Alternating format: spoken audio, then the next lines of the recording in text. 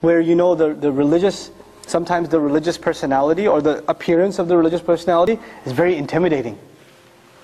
It's hard to talk to them. It's hard to be, you're scared to be around them because you know they're going to talk down to you about something.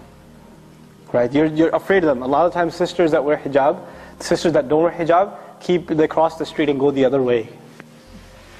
Oh, there she comes again, hijab police. Right? She's going to tell me something. She's going to say something. Make me feel bad. Right? Now on the one hand that's paranoia, but on the other hand sometimes it is true. There are people that are very condescending to others. They're arrogant towards others. Tell me this, weren't you a party animal not too long ago? And when people try to tell you about it, how did you behave towards them?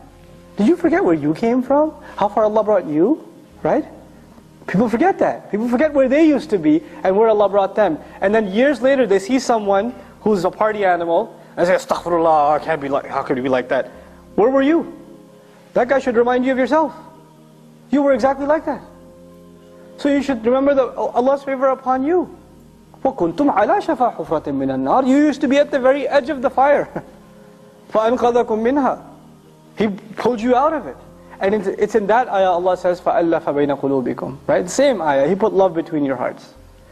To have love between your hearts, you have to remember you used to be at the fire's edge yourself.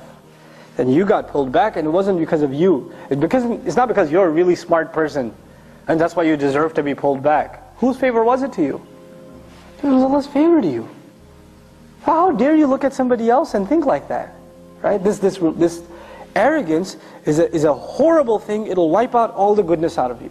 It'll wipe all the goodness out of you.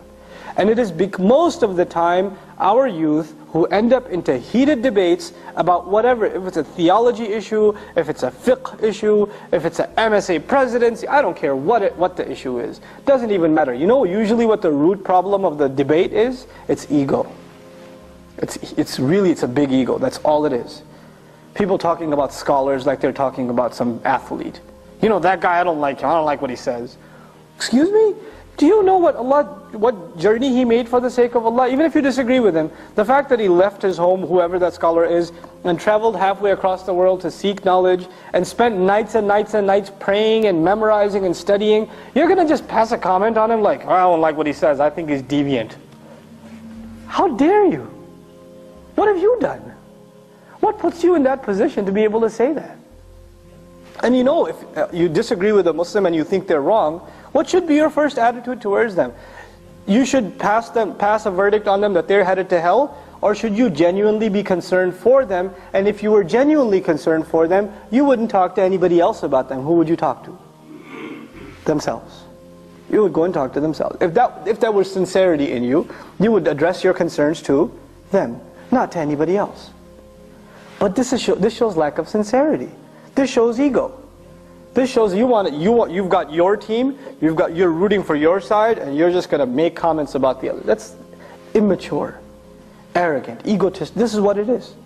Now, if that's the state we've reached, now we're coming to a little bit of the remedies. First of all, the first remedy is hope itself. Hope isn't lost.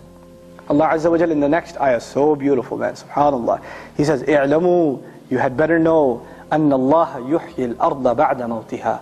Allah gives, no doubt that Allah gives life to the earth after it had died. Allah was talking about the hearts in the previous ayah. What's He talking about now? Giving life to the earth. Allah is telling you, if Allah can bring life out of the dead earth, He can give life to your heart again. Your heart can become soft again. It's not beyond hope. قَدْ بَيَّنَّا الْآيَاتِ لِقَوْمٍ يَعْقِلُونَ وَلَعَلَّكُمْ تَعْقِلُونَ. We're clarifying the miraculous signs so you can understand. You get the point? There is hope for you. You can get your heart cleansed. It is possible.